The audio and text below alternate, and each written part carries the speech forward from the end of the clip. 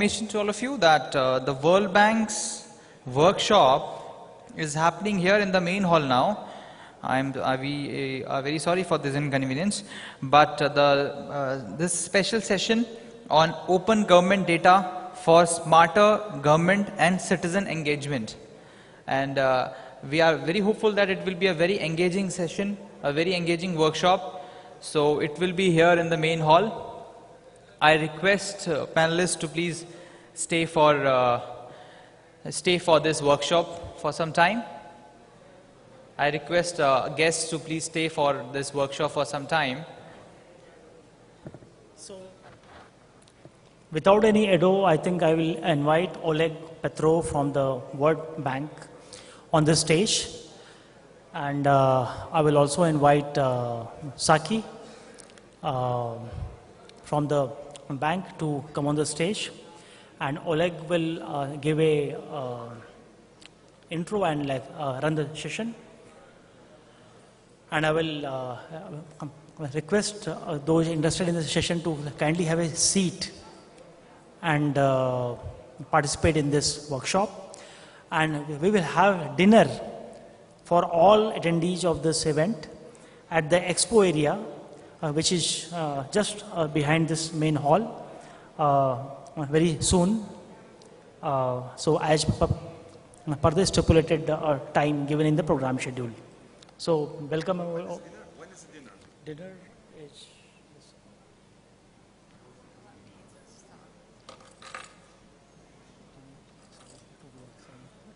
So why don't we, do you want to postpone it? Do you want to do something quick now and then we do it?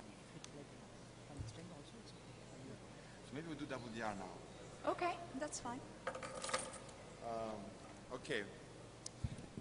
All right, so those of you who are interested to stay, we only have about half an hour before dinner, so we don't really want to stand between you and dinner, but we have actually two topics for discussion for this conference. So one is open data, and the other is World Development Report. So we are proposing that today we will deal with the World Development Report on Internet for Development. So we'll take about 20 minutes. That should be enough. And then we'll go for dinner. And tomorrow we'll cover open data, because I don't think we have enough time to do justice, to the open government data session. It's just not enough time, unfortunately. So, do you want to vote? We can also decide which topic. Those of you who are staying, of course. I'm having an issue here. What? It's not there. It's not there? Yeah. Let me go get my computer.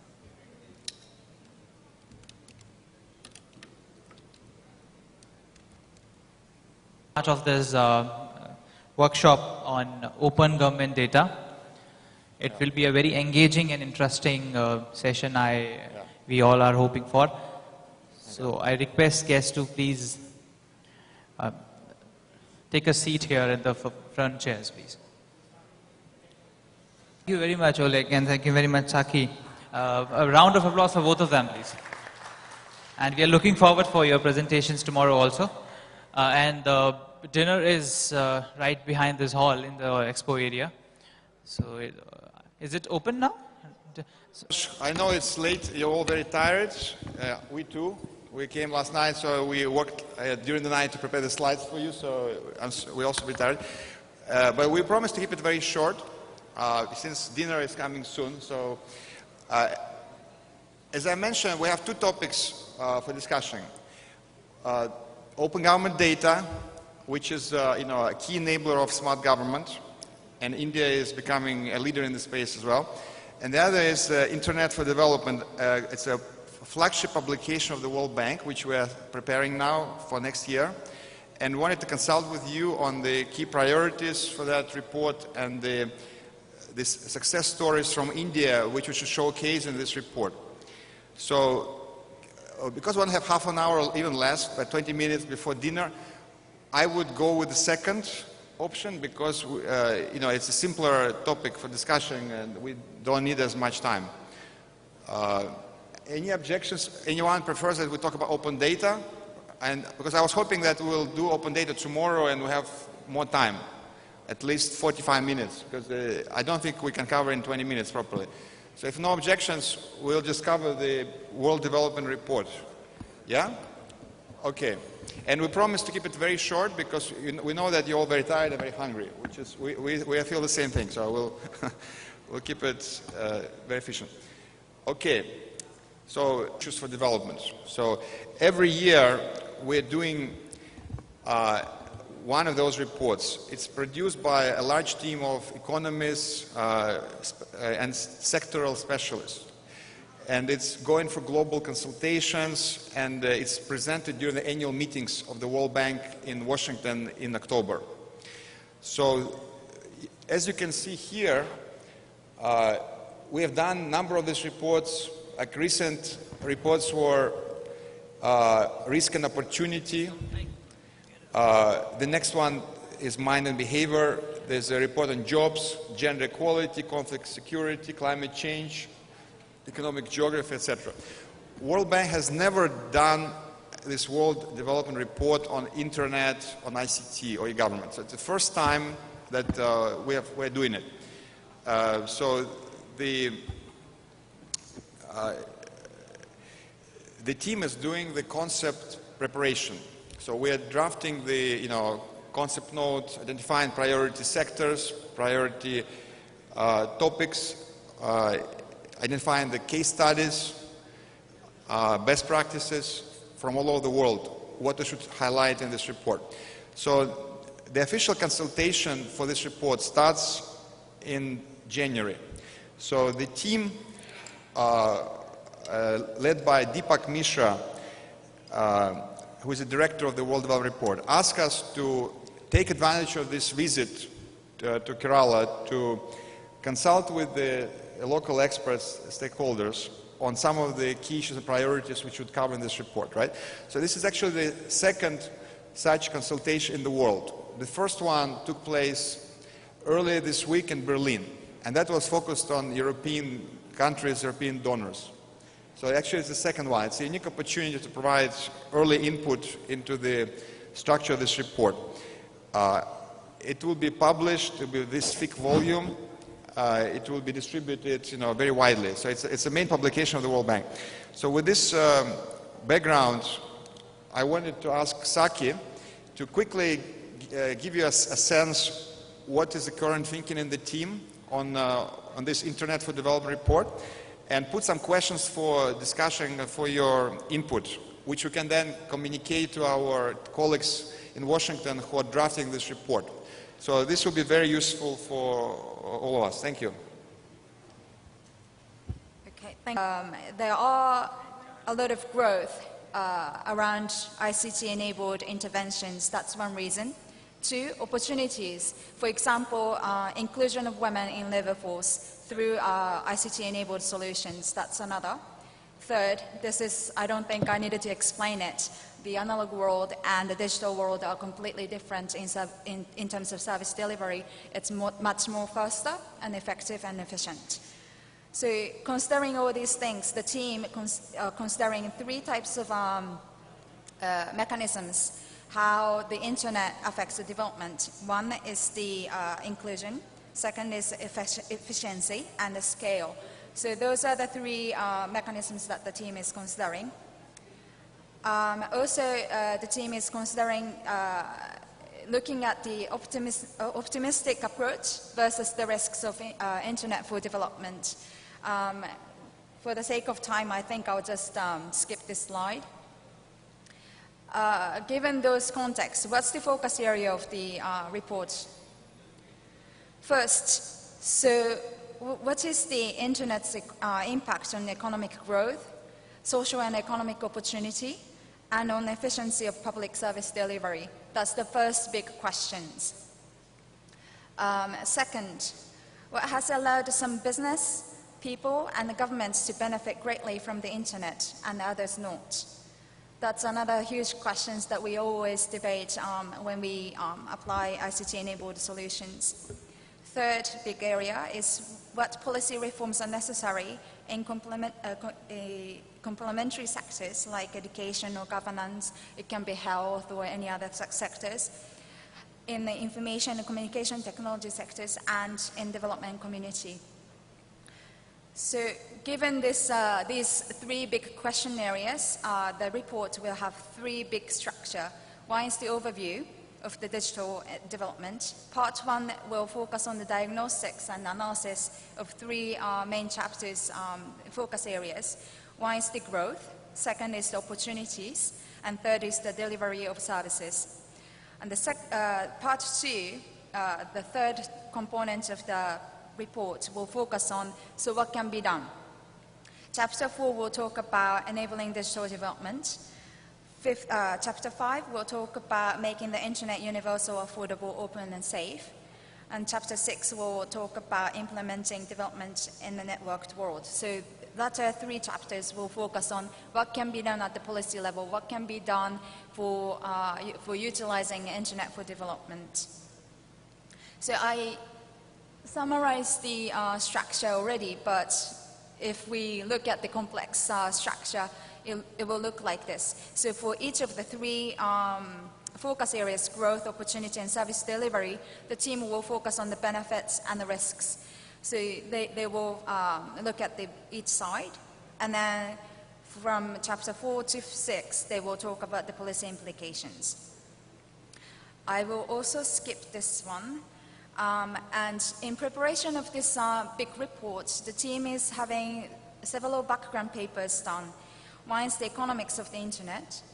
Another one is lessons from the economic history, development impact of social media, future of digital information technologies, and sectoral studies. They are focusing on agriculture, education, energy, financial market, gender, health, labor markets, poverty measurement, risk management, and urban management. And lastly, they are also focusing on enablers of internet for development. It can be digital finance, digital identification systems, and big data. So, we'd like to have your voice heard. Big questions. I think this is the area Oleg can come in and explain a bit. Okay, so this is an opportunity for you to influence this global report on Internet for Development. I don't know if you have the microphones, how you can they make comments? So the first question, we are very much looking for fresh case studies, fresh success stories. The problem that in the ICT for Development world, the same stories are repeated, recycled over and over and over again, and people are tired of these stories. So we're looking for fresh, new ideas, not the ideas, but examples of something which worked. So you may know of some really successful examples of a transformational use of ICT in a particular sector. Ideally, if it's backed by a case study, because our colleagues will not have time to do fresh case study, but they can use existing case study. If you're aware of somebody, university or consulting firm or anybody has done a case study on any of success stories in India on use of ICT and internet development, which are really impressive, very good, robust, rigorous analysis of impact and success story, that would be very useful. We can highlight that in the report. At least we can propose it to the report authors to consider this for inclusion, which will give a lot of visibility to this case study, because a lot of people will be quoting it, sharing that example, etc. So if you know something which really worked, success story in India on ICT more broadly, e-government, mobile government, e-health, e-education, whatever, this is the opportunity to give us these examples. If you don't have an example right now, you can come to us tomorrow and just give us your card and write up the URL or some more information about this. And then we can pass it to the case studies, a series of case studies published by National Institute of Smart Government, Hyderabad. It has a list of case studies on use of net, not necessarily internet, but including internet for development. So I can give the details later. Okay. Yeah. URL where we can find information, that would be useful. You can send us email. So I'll give you my card after this. Thank you. Any other case studies available? Please. Yeah. During a session prior to this, we were presenting on on-screen marking technology. One of the premier boards in the country has used on-screen marking technology, which is bringing accuracy in evaluation of answer scripts. That means about 70 to 80% of the exams are written today by poor students. They need accurate evaluation in the first attempt because even if they miss out few marks, they do not even have the money to get back to them and then ask for a reevaluation. This is a high impact program and one of the boards had already implemented in the country. Okay, thank you. Anybody else has case studies in mind we can showcase? Okay, as I said, we're here tomorrow as well. So if you come up with other ideas, we'll give you our card. Just send us the email with the link to this case study or material, and then we can share it with the team who's doing this report, and they will review it. And if they're convinced that this is worth global, showcase, they would include it in the report, and they may also invite, you to present it, in Washington or maybe here when they come to India for formal consultation session. Maybe they will invite you to speak and present that, but that depends on them. We can just pass the message. Yeah, we cannot really, control it. Okay, if nobody else has any comments, we can move to the second. Is the report, as was described by Saki, focusing on the right topics?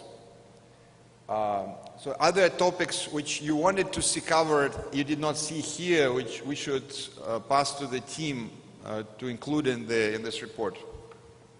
Any particular topics you think should be included in a flagship study on Internet for Development in 2016? Yeah. Quality of programmers in the country. Quality of software developers. Sorry? Quality of software developers in the country. Quality of software. Quality of software development. Okay, anything else?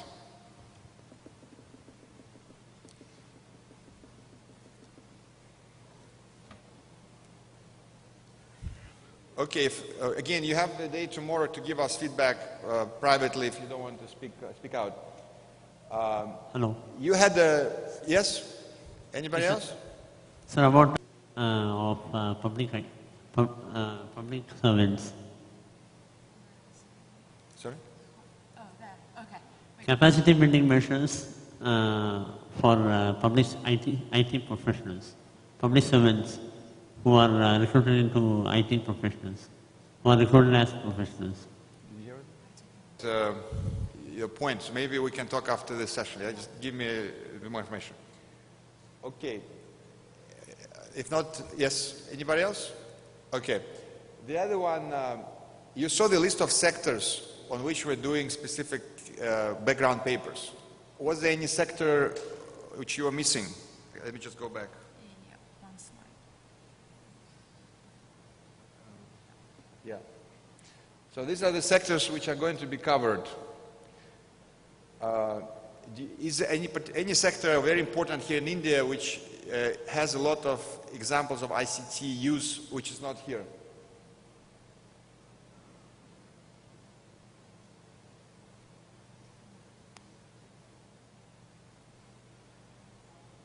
Okay, good. So it's good enough. Okay.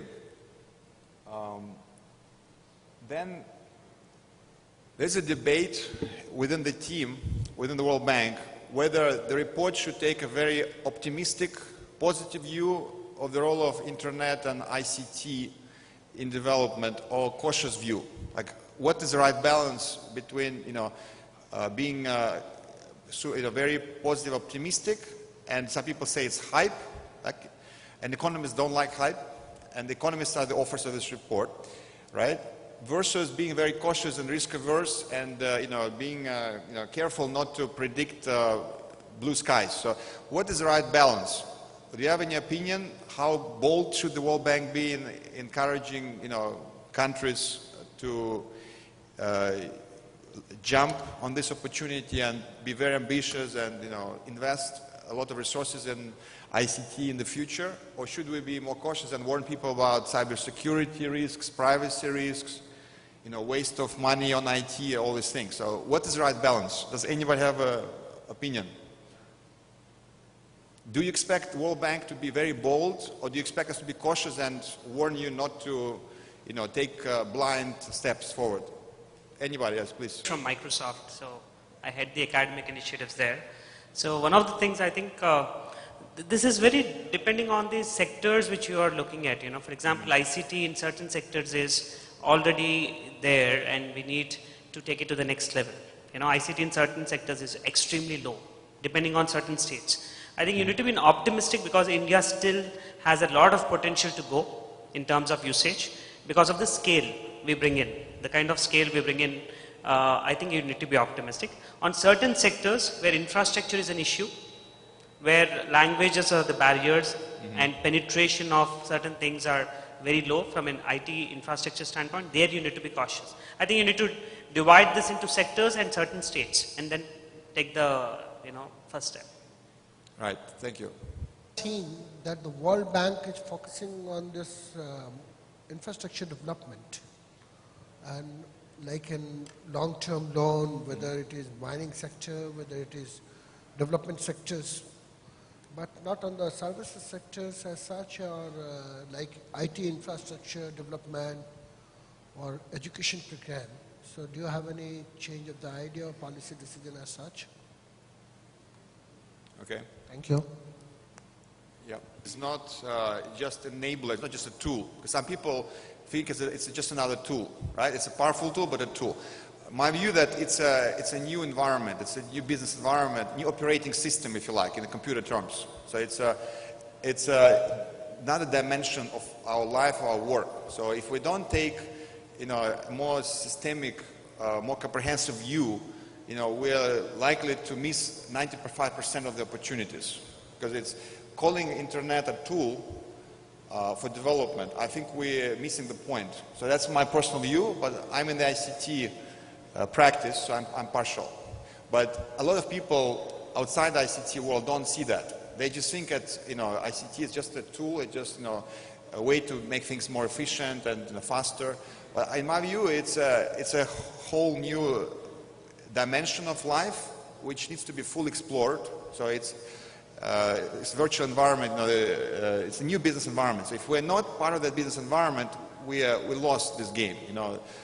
If a country does not pursue this digital dimension, it will lose the global competition and will lag behind. So for me, it's a matter of survival in the long term. So, but again, it's my personal view, and we're really here to learn from you. What is your opinion? So, anybody else has that? Please.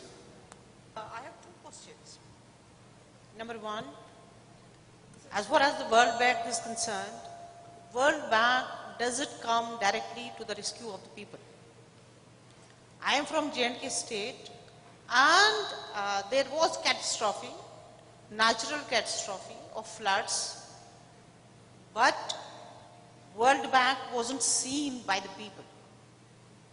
They should have come, they should have helped people of Jammu and Kashmir, but we didn't see them. Number one.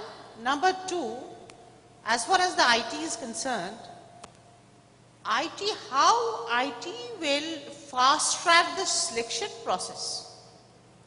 We have already started IT, like we have started online processing of applications, but still, because you, if at all you see the terrain environment of J&K state, it is not possible to go for online examinations. How World Bank will help in selecting people by having the online examination in all the districts? That's my point. Thank you. Did you get the question? Online examination. Even online application to submit is a problem for the candidates. It's access issue.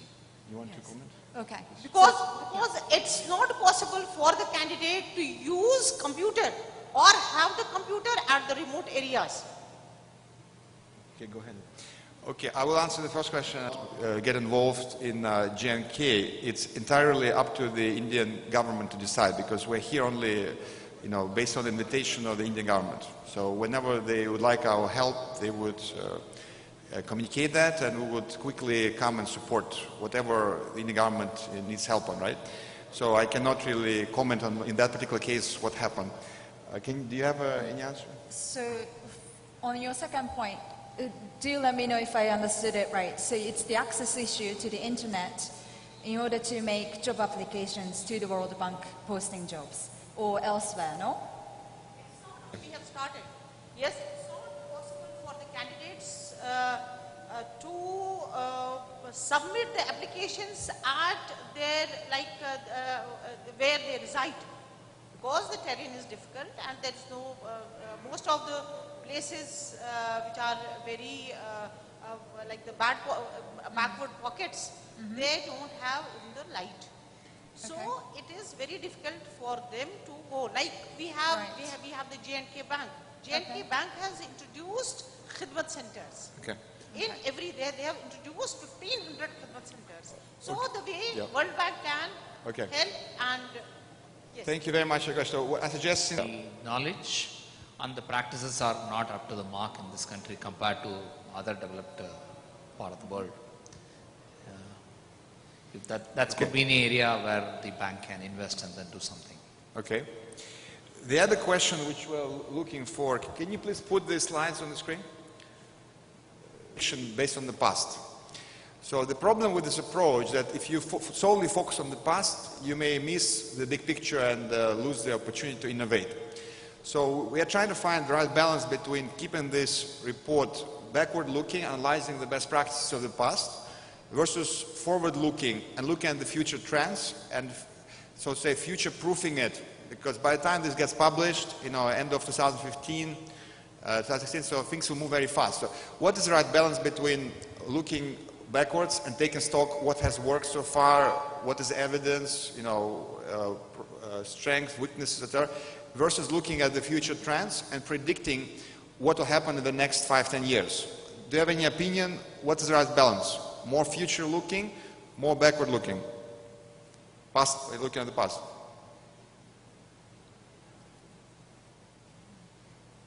There was a debate on this topic inside the World Bank, so we couldn't figure out the right approach. So if you have any suggestion, we would welcome it. Again, you don't have to give it now. Feel free to discuss it privately when we talk after this.